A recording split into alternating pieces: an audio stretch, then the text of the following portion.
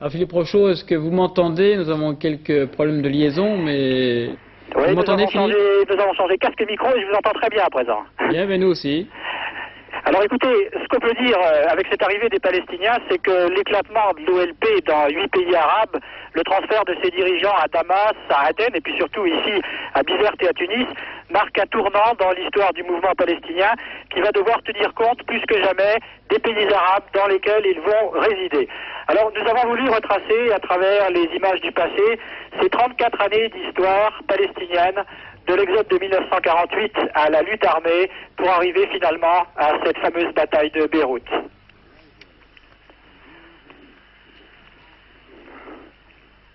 Le camp de Rachidiyeh au sud Liban est le premier refuge des Palestiniens en 1948 quand l'État d'Israël est proclamé.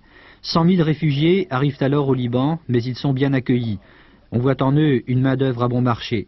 Pourtant, ils s'organisent, des écoles, mais aussi des armes. Après la guerre de 67, ils sont 300 000 et installent des bases militaires aux frontières d'Israël, en Jordanie et ici, au Liban Sud.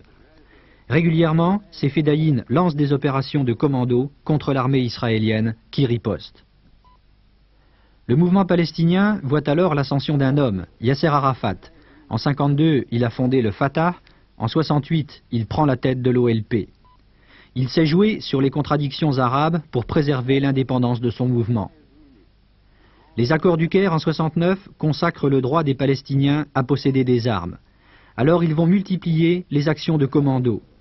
À la bataille de Karameh, en Jordanie, ils résistent même aux représailles de l'armée israélienne. Mais menacé par la montée des fédayines, le gouvernement jordanien est débordé et passe à l'action. Ce sera le fameux Septembre noir de 1970, l'élimination de toute présence palestinienne armée en Jordanie.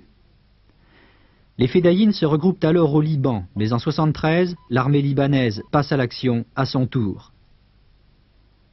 Mais il ne sortira de ce combat ni vainqueur ni vaincu, les Palestiniens conserveront leurs armes. 1974 est l'année du combat diplomatique. Pour la première fois, un homme, Yasser Arafat, parle à la tribune des Nations Unies. Il annonce qu'il brandit le rameau de la paix, mais ce sera la guerre, au Liban. En avril 1975, un bus de fédayines est mitraillé, 15 morts.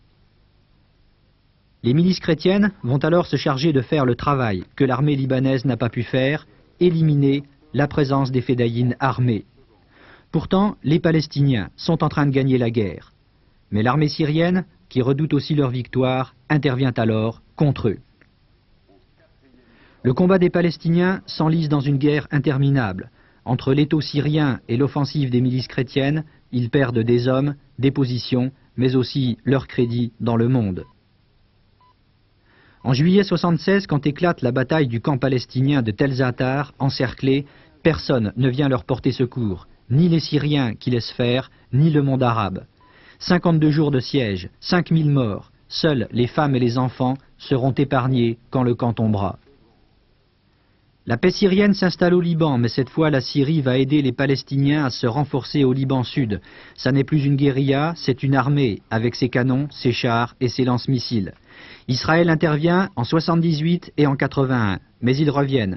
Depuis un an, il ne manquait qu'un prétexte à l'armée israélienne pour frapper à Beyrouth, le cœur de la résistance palestinienne.